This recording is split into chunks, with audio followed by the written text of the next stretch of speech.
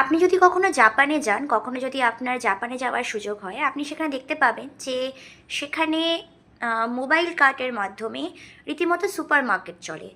Super market চলে, বুক market চলে, এবং জাপানে বুক মার্কেট একটা বড় বিজনেস। একটা ওখানে ওরা বই পড়তে খুব ভালোবাসেন, তো বুক মার্কেট একটা বড় বিজনেস। তো আপনি যদি সামহাও কখনো জাপানে যান, আপনি কিন্তু দেখতে পাবেন এগুলো।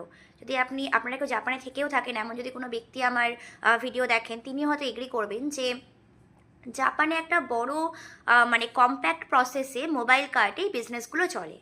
তাহলে আমাদের ভারতে এটা না করার তো কোনো কারণ নেই। এবং সবই যখন একটা সময় ছিল যখন বাংলা যা করতো সেটা বাকি ভারত তাই করতো, তাহলে আমরা এখান থেকে শুরু করতেই পারি। এই যে এত হকার উচ্ছেদ হচ্ছে বা এত কিছু হচ্ছে, এদেরকে কেন আমাদের মোটিভেট করতে হবে যেখানে তুমি রয়েছো সেখানেই তোমাকে জবরদখল করে কাজ করতে হবে? আজ না হয় তারা ভাঙছে, আজ না হয় ভেঙে চলে যাচ্ছে, আজকে না হয় অনেক কিছু করে তাদেরকে সেখানে বসিয়ে রাখা হলো, কদিন পরে আবার সেটা ভাঙার, আজকে হয়তো এই গভর্নমেন্ট ভাঙছে না, আমি ধরে নিলাম হয়তো হয়তো এই গভর্নমেন্ট ভাঙছে না কোনোভাবে হয়তো, বা আটকানো যাচ্ছে, বাট পরে কোনো গভর্নমেন্টের সে তো ভাঙতেই পারে।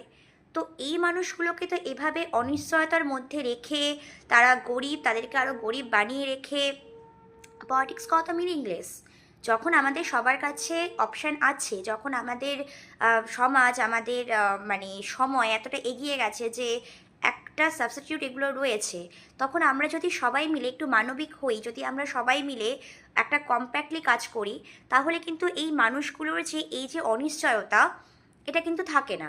ইনফ্যাক্ট যদি আপনি দেখেন যে কার্ট ভেহিকল যেগুলো হয়, যে কোনো বিজনেস যখন আপনি কার্টের মাধ্যমে এক জায়গা থেকে অন্য জায়গায় গিয়ে আপনি বিক্রি করছেন বা কিছু করছেন, আপনি যখন মুভ করছেন, আপনার তো সেলটাও বাড়ছে।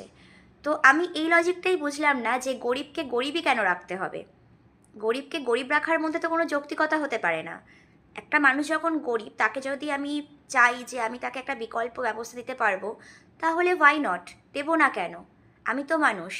আর আমার মনে হয় যে একজন ফিলান্থ্রপিস্ট হিসেবে, একজন অন্টারপ্রেনিয়র হিসেবে এটা আমার দায়িত্ব। কারণ একজন অন্টারপ্রেনিয়র হওয়া তো অনেক মানে দায়িত্বের কাজ। তো সেটা আমার মনে হয় এটা হয়তো আমার দায়িত্ব, বাকি কারো দায়িত্ব। আমি কোনো পলিটিক্যাল ব্যক্তিত্ব নই, আমার কোনোদিনই কোনো পলিটিক্স করার ইচ্ছে ছিল না, আগামীতেও আমার হবে না। তো আমার মনে হয় এটা আমার দায়িত্ব, এবং আমি আমার দায়িত্বের দিক থেকে কাজগুলো করছি।